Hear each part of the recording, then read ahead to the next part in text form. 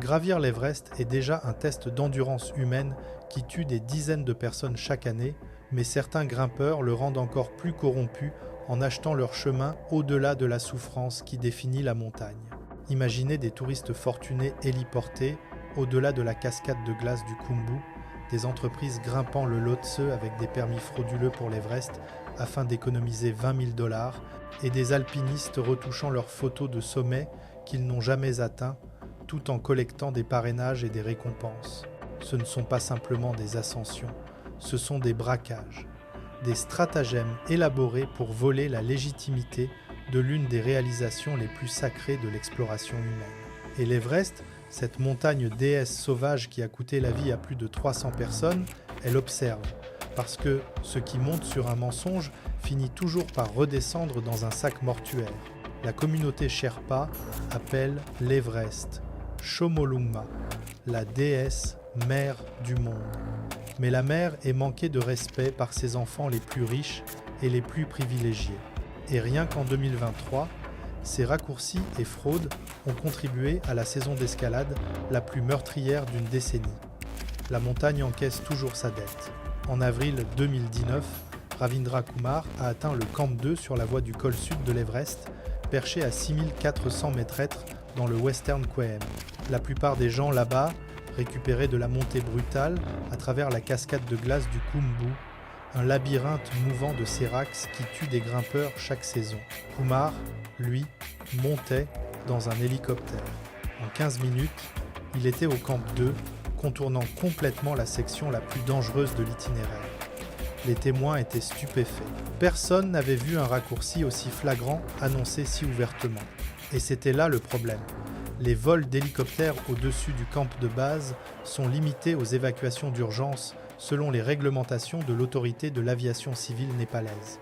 Ils n'ont pas simplement sauté une section difficile, ils ont violé la section 4,2 des protocoles d'escalade du comité de contrôle de la pollution de Sagarmatha dans la région du Khumbu. Le ministère du Tourisme du Népal a qualifié cela de précédent très irrégulier et dangereux. Mais la compagnie d'expédition de Kumar avait discrètement organisé le transport par une faille, prétendre une condition médicale préexistante qui rendait la cascade de glace trop risquée, trop bien que Kumar ait payé les frais complets d'expédition. La compagnie a reçu un avertissement. Kumar n'a rien reçu. Il a continué son ascension. Mais pour Kumar, il ne s'agissait pas de suivre l'éthique traditionnelle de l'alpinisme ou de prouver l'endurance humaine. Il s'agissait de la photo au sommet, du post Instagram, de l'histoire à raconter en salle de réunion. Dans un monde où chaque sommet de l'Everest se ressemble sur les réseaux sociaux, c'était sa façon d'éviter la souffrance tout en gardant la gloire. Il avait payé 85 000 $ à sa compagnie d'expédition, presque le double du tarif standard de 45 000 $, spécifiquement pour un soutien logistique. Ce soutien signifiait éviter la section qui a tué plus de 60 grimpeurs. Et il s'est démarqué, mais pas de la manière qu'il aurait pu espérer. L'incident est devenu viral sur les forums Summit Post et Explorers Web. La communauté Sherpa s'est enflammée avec des arguments. Certains ont appelé cela des mesures de sécurité pratiques pour les grimpeurs moins expérimentés. D'autres ont appelé cela l'alpinisme de l'homme riche, acheter des réalisations sans les mériter. Quoi qu'il en soit, une chose était claire. Le trajet en hélicoptère de Kumar a franchi plus que la simple cascade de glace du Khumbu.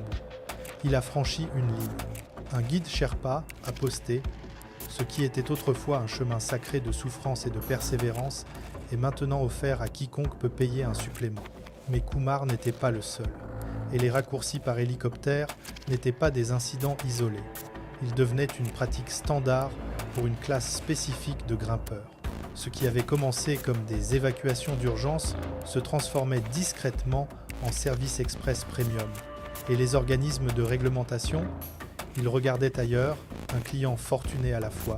Entre 2006 et 2022, au moins 23 cas documentés ont émergé de grimpeurs utilisant des hélicoptères pour contourner la cascade de glace du Khumbu ou se transporter directement au Camp 2. La plupart étaient de riches hommes d'affaires chinois grimpant avec des compagnies d'expédition spécifiques. La plupart des gens grimpant l'Everest passaient 5 à 7 heures à naviguer sur des échelles en aluminium au-dessus de crevasses sans fond. Ces grimpeurs, eux, passaient 15 minutes dans des cabines d'hélicoptères climatisées. En 2022, les équipes de soutien Sherpa ont signalé que certains opérateurs commerciaux annonçaient ouvertement une logistique avancée dans des brochures en langue mandarine, un code pour l'accès par hélicoptère. Et c'était là le problème. Ce n'étaient pas des évacuations d'urgence. C'étaient des services prévus et payés, violant les réglementations d'alpinisme du Népal à plusieurs niveaux. Ils n'ont pas simplement enfreint les restrictions d'altitude pour les vols non urgents, ils ont sapé l'ensemble du système de permis qui génère 5 millions de dollars par an pour le Népal. Chaque permis Everest coûte 11 000 dollars par personne. Mais si vous pouvez héliporter au-delà des sections les plus difficiles, pourquoi s'acclimater? Pourquoi s'entraîner? Pourquoi respecter la montagne du tout? Les officiels ont qualifié cela de abus systématique des protocoles d'urgence. L'autorité de l'aviation civile a lancé une enquête en 2021. Elle a produit un rapport. Aucune compagnie n'a été sanctionnée. Aucun permis n'a été révoqué. Mais pour ces compagnies d'expédition, il ne s'agissait pas de tradition d'alpinisme ou de sécurité des clients. Il s'agissait de parts de marché dans l'industrie touristique d'aventure en pleine expansion de la Chine. Dans un monde où les sommets de l'Everest étaient devenus des symboles de statut pour les ultra-riches chinois, valant plus en capital social que des voitures de luxe, c'était leur avantage concurrentiel. Offrir ce que les autres ne font pas. Des sommets garantis avec une souffrance minimale. Les forfaits premium coûtaient 120 000 à 150 000 dollars, presque le triple des tarifs standards. Et les clients payaient volontiers, parce que dans les salles de réunion de Pékin, personne ne demande comment vous avez atteint le sommet, seulement si vous l'avez fait. Les incidents sont devenus viraux à travers les communautés d'escalade. Les forums de la base de données himalayenne et le subreddit R, Mountaineering, se sont enflammés avec des arguments. Certains ont appelé cela « démocratiser l'Everest » pour les personnes ayant des capacités différentes. D'autres ont appelé cela « la mort de l'alpinisme ». Quoi qu'il en soit, une chose était claire. Ces raccourcis par hélicoptère ont franchi plus que la simple cascade de glace du Khumbu. Ils ont franchi une ligne. Un guide américain expérimenté a écrit « L'application reste incohérente. Les mêmes hélicoptères qui sont interdits pour les raccourcis continuent d'atterrir au Camp 2.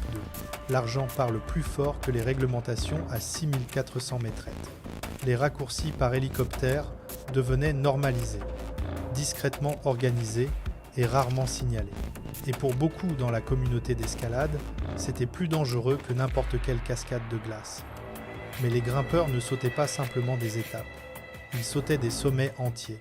Ce qui est venu ensuite révélerait que la corruption allait plus profond que la logistique de transport. Elle infectait le système de permis lui-même.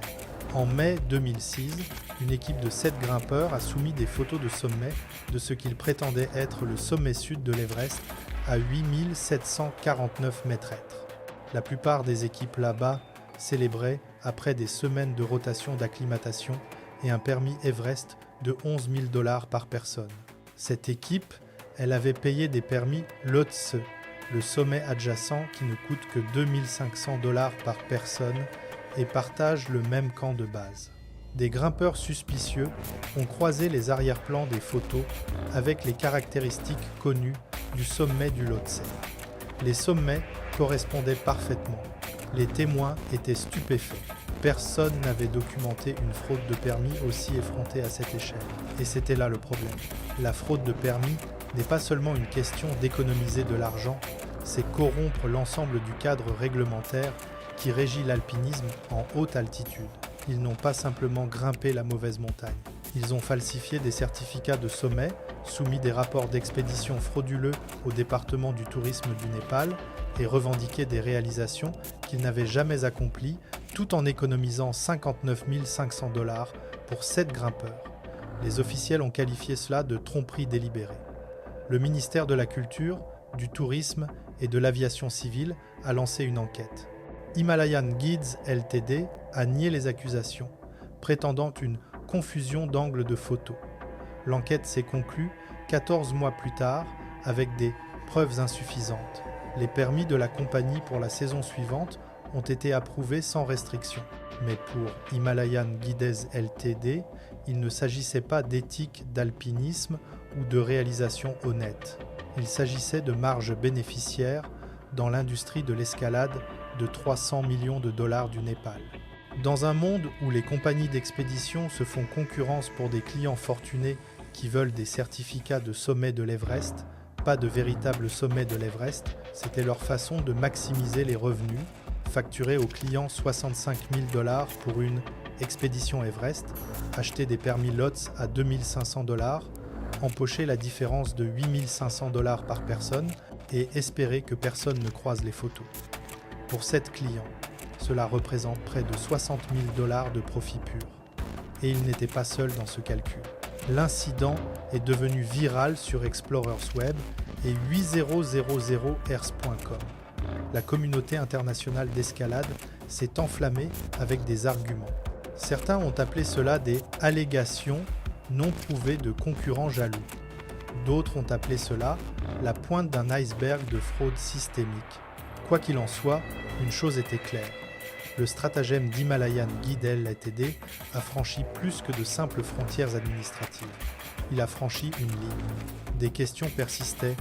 Combien d'autres compagnies faisaient cela ? Combien de sommets Everest dans la base de données himalayenne étaient en réalité des sommets voisins? Et pourquoi les enquêtes produisaient-elles systématiquement aucune conséquence? Dans une région où les dollars du tourisme parlent plus fort que les règles, la fraude de permis devenait un secret de polichinelle. Ce qu'Himalayan Guides Ltd a fait était une tromperie organisée. Mais ce qui est arrivé ensuite était encore plus audacieux. Les grimpeurs ne mentaient pas seulement sur quelle montagne ils avaient grimpé. Ils mentaient sur le fait d'avoir grimpé du tout. En mai 2017, la grimpeuse sud-africaine Sarey Khumalo a posté des photos prétendant avoir atteint le sommet de l'Everest à 8849 mètres. La plupart des grimpeurs là-bas documentaient leur réalisation avec des points de repère reconnaissables, le Hillary Step, la pyramide de neige distinctive du sommet. Les photos de Khumalo, elle la montrait en tenue d'escalade contre des pentes de neige génériques avec un éclairage étrangement plat.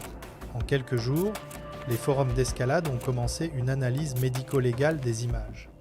Les métadonnées des photos montraient des horodatages de logiciels de retouche. Les éléments d'arrière-plan ne correspondaient pas aux caractéristiques connues du sommet de l'Everest. Les témoins étaient stupéfaits. Personne n'avait vu une revendication de sommet aussi facilement réfutable d'une grimpeuse de haut profil. Et c'était là le problème. Les fausses revendications de sommet violant le fondement éthique de la réalisation en alpinisme et fraudent les sponsors qui financent les expéditions sur la base de réalisations promises. Elle n'a pas simplement posté des photos trompeuses, elle a accepté des engagements de conférencières, obtenu de nouveaux parrainages de compagnies sud-africaines et a été célébrée par les médias comme une alpiniste révolutionnaire, tout cela basé sur un sommet qu'elle n'avait jamais atteint. La base de données himalayenne, qui maintient les records d'escalade officiels, a qualifié cela d'un invérifiable et incompatible avec les rapports d'expédition. Le département du tourisme du Népal a noté des divergences entre son certificat de sommet et le trafic réel au sommet ce jour-là. Elle a d'abord défendu les photos, puis est restée silencieuse alors que les preuves s'accumulaient. Mais pour Khumalo, il ne s'agissait pas de tromper les gens. Il semblait s'agir de sauver une expédition échouée qui avait consommé des années de collecte de fonds et de préparation. Dans un monde où les sponsors exigent des résultats et où les photos de sommet génèrent des honoraires de conférenciers, en particulier pour les grimpeurs tentant des premières historiques, c'était sa façon de sauver la face après avoir fait demi-tour en dessous du sommet. La pression était immense. Elle tentait de devenir la première femme africaine noire au sommet de l'Everest, portant les espoirs de communauté à travers l'Afrique du Sud. Et elle a presque réussi, mais pas de la manière qu'elle aurait pu espérer. L'incident est devenu viral à travers les médias d'alpinisme mondiaux. Les forums d'escalade et la presse sud-africaine se sont enflammés avec des arguments. Certains ont appelé cela une confusion innocente entre faux sommets et vrais sommets. D'autres ont appelé cela une fraude délibérée pour gains financiers. Quoi qu'il en soit, une chose était claire. La fausse revendication de Khumalo a franchi plus que de simples frontières photographiques. Elle a franchi une ligne. Mais voici où l'histoire diverge. Khumalo a reconnu l'épreuve, s'est excusée publiquement et est retournée à l'Everest en 2019. Elle a légitimement atteint le sommet, devenant exactement ce qu'elle avait faussement prétendu 2 ans plus tôt. Mais l'ombre de ce premier mensonge n'a jamais complètement disparu. Pour beaucoup, la question n'était pas seulement sa rédemption, c'était combien d'autres avaient fait la même chose et s'en étaient sortis. Et toutes ces tromperies n'impliquaient pas une fraude photo à l'ancienne. Certaines impliquaient une science de pointe, qui rendait la tricherie invisible. Au printemps 2021, la grimpeuse norvégienne Kristin Harila est arrivée au camp de base de l'Everest et a atteint le sommet seulement 9 jours plus tard, moins de la moitié de la période d'acclimatation traditionnelle de 3 à 4 semaines. La plupart des grimpeurs là-bas souffraient lors de leur 2e ou 3e rotation au camp 3, laissant leur corps s'adapter lentement à l'air appauvri en oxygène. Harila, elle avait passé 3 mois à dormir dans une chambre hypoxique de 15 000 $ à Oslo, se préacclimatant aux altitudes de 8000 mètres tout en vivant au niveau de la mer. Elle a atteint le sommet avec succès, puis s'est dirigée vers le K2, complétant les 2 sommets de 8000 mètres en un temps record. Les témoins étaient stupéfaits. Personne n'avait armé la technologie d'acclimatation de manière aussi agressive. Et c'était là le problème. Techniquement, ce n'était pas du tout une violation. La technologie de pré-acclimatation est complètement légale selon les règlements de l'UIAA, Fédération internationale d'escalade et d'alpinisme. Ils n'ont enfreint aucune règle écrite, mais ils ont contourné toute la philosophie de l'alpinisme en haute altitude, que la souffrance et l'adaptation sont intrinsèques à la réalisation. Les chambres hypoxiques coûtent 10 000 à 20 000 $, mais compriment des mois de temps en montagne, en semaines de thérapie du sommet. Les puristes traditionnels et les éthiciens de l'escalade ont appelé cela du dopage technologique. Le ministère du Tourisme du Népal a discuté de restrictions, mais n'en a mis en œuvre aucune. L'UIAA a émis un document de position en 2022 suggérant des préoccupations éthiques, mais a conclu que l'application serait techniquement impossible. Mais pour Harila et des dizaines d'autres grimpeurs d'élite utilisant cette technologie, il ne s'agissait pas de tricher. Il s'agissait d'efficacité dans la nouvelle économie de l'alpinisme professionnel. Dans un monde où les grimpeurs se font concurrence pour des parrainages basés sur des records de vitesse et des premières ascensions de combinaisons de routes arbitraires, c'était leur façon de compresser les délais de réalisation. Pourquoi passer 4 semaines sur l'Everest quand vous pouvez passer 9 jours et passer au sommet suivant? Harila a continué à atteindre les 14/8 millièmes en un temps record, en partie grâce à une capacité physique extraordinaire, en partie grâce à une pré-acclimatation à laquelle ses prédécesseurs n'avaient jamais eu accès. Cela ressemblait à des codes de triche numérique dans un jeu censé être joué à la dure. La pratique est devenue virale dans les cercles d'escalade d'élite. Les forums d'alpinisme et les revues alpines se sont enflammés avec des arguments. Certains ont appelé cela l'évolution naturelle de la méthodologie d'entraînement. D'autres ont appelé cela la mort de l'âme de l'alpinisme. Quoi qu'il en soit, une chose était claire. La technologie de pré-acclimatation a franchi plus que de simples frontières éthiques. Elle a franchi une ligne entre l'endurance humaine et l'optimisation scientifique. Le docteur Peter Hackett, directeur de l'Institut de médecine d'altitude, a averti « Si quelqu'un s'effondre après une acclimatation artificielle, son corps ne s'est pas vraiment adapté. Il parie que leur entraînement en chambre correspond à la réalité à 8000 mètres. Ikuzonke ezokuznavaves en bide ezavadezielas abidezonpu dampu. Ce que la pré-acclimatation représentait était l'industrialisation de l'Everest, où la technologie, l'argent et les raccourcis remplacent la souffrance, l'adaptation et le respect. Ce qu'Harila a fait était légal. Ce que cela symbolisait était quelque chose de plus sombre, la transformation finale de l'alpinisme de quête spirituelle en produit optimisé. Et les gens qui vivent dans l'ombre de l'Everest regardaient tout cela avec une alarme croissante. Pour le peuple Sherpa de la région du Khumbu, L'Everest n'est pas seulement une montagne, c'est Chomolungma, la déesse mère du monde, une entité sacrée qui exige révérence, rituel et respect. Pendant des siècles avant que les Occidentaux fortunés n'arrivent, les Sherpas effectuaient des cérémonies de puja pour demander la permission avant de grimper. Ils croyaient que la montagne était vivante, observant, jugeant. Mais alors que l'Everest se fait inonder de raccourcis par hélicoptère, de fraude de permis, de faux sommets et d'optimisation technologique, de nombreux Sherpas disent que c'en est assez. La montagne est manquée de respect. Et ce sont eux qui paient le prix en sac mortuaire quand des clients privilégiés s'effondrent.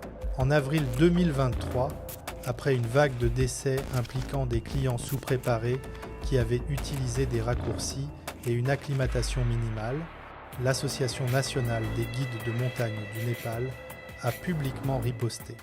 Plus de 400 guides Sherpas ont signé une lettre exigeant une application plus stricte des permis, des périodes d'acclimatation minimales obligatoires et des sanctions pénales pour les raccourcis par hélicoptère déguisés en urgence. Dawa Yangzum Sherpa, chef d'expédition, a déclaré « Nous risquons nos vies pour des gens qui traitent cette montagne comme un trophée acheté. Certains d'entre eux héliportent au camp 2, sautent les rotations, puis s'attendent à ce que nous les transportions quand ils s'effondrent dans la zone de la mort. Certains guides ont même refusé des contrats avec des compagnies connues pour les raccourcis par hélicoptère, perdant des dizaines de milliers de dollars de revenus. Ce n'était pas seulement une question de tradition, c'était une question de sécurité. Quand des clients fortunés contournent une acclimatation appropriée par la technologie ou le transport par hélicoptère, ils arrivent à 8000 mètres avec des corps qui ne se sont pas vraiment adaptés. Si un grimpeur artificiellement acclimaté s'effondre dans la zone de la mort au-dessus du camp 4, cela met en danger toute l'équipe, y compris les Sherpas censés les sauver. En 2023, les Sherpas ont effectué 17 sauvetages en haute altitude de clients qui avaient utilisé des méthodes d'acclimatation accélérée. 3 Sherpas ont été tués dans ces tentatives de sauvetage. La montagne ne se soucie pas de votre entraînement en chambre hypoxique. Elle ne se soucie que de la réalité. Leur message était clair. L'Everest n'a pas besoin de plus de sommets Instagram ou de records de vitesse ou d'hommes d'affaires fortunés achetant des réalisations qu'ils n'ont pas méritées. Il a besoin de plus de respect. Les guides ont exigé des périodes d'acclimatation minimale obligatoires de 20 et un jour, l'élimination des raccourcis par hélicoptère et la révocation des permis pour les compagnies ayant des antécédents de fraude prouvés. Le ministère du Tourisme du Népal a reconnu la lettre, tenu des réunions, promis des réformes. Mais l'application reste lâche. La saison d'escalade 2024 a vu des ventes de permis records et des rapports continus de raccourcis. Dans un monde obsédé par plus rapide, plus haut, moins cher, les Sherpas posent la seule question que personne d'autre ne semble poser. Quel est l'intérêt d'atteindre le sommet si vous devez mentir pour y arriver? Pour les gens qui appellent Chomolungma maison, qui enterrent leurs amis après que des touristes riches s'effondrent, qui effectuent des rituels avant chaque ascension, la question n'est pas rhétorique. C'est une question de survie. C'est sacré et elle est ignorée. Ils ont héliporté au-delà de la cascade de glace du Khumbu. Ils ont échangé des permis pour économiser de l'argent. Ils ont retouché des photos de sommets pour les sponsors. Ils se sont pré-acclimatés dans des chambres pour éviter la souffrance en montagne. Des raccourcis individuels à la fraude systématique, ces grimpeurs pensaient pouvoir déjouer Chomolungma. Ils pensaient que l'argent et la technologie pouvaient remplacer le respect et l'endurance. Ils pensaient que la montagne ne le remarquerait pas. Mais l'Everest ne se soucie pas de votre compte en banque, de votre chambre hypoxique ou de vos abonnés Instagram. Pour chaque raccourci pris, la montagne tient le score. Et elle n'oublie jamais. 2023 a été l'une des saisons les plus meurtrières d'une décennie. Beaucoup de ces morts impliquaient des grimpeurs qui avaient utilisé des raccourcis, une acclimatation minimale ou une préparation frauduleuse. La déesse encaisse toujours sa dette. Ce qui a commencé, comme le test ultime de l'endurance humaine, se transforme maintenant en une marchandise achetée, où les raccourcis, la fraude et l'optimisation technologique comptent souvent plus que le respect, la souffrance et la réalisation légitime. Mais pour les Sherpas qui vivent sous Chomolungma, qui meurent en sauvant des clients non préparés, qui regardent leur montagne sacrée devenir un terrain de jeu pour des fraudeurs fortunés, rien de tout cela n'est de la philosophie abstraite. Ce sont des corps dans la zone de la mort. Ce sont des veuves qui attendent au camp de base. C'est de la corruption mesurée en cadavres. Alors la prochaine fois que quelqu'un se vante d'avoir atteint le sommet de l'Everest, peut être posée cette question. Ont-ils vraiment grimpé la montagne ou ont-ils simplement acheté le certificat? Ont-ils mérité le sommet ou l'ont-ils optimisé? Parce que sur Chomolungma, la différence entre ces deux choses se mesure en vie et la déesse observe.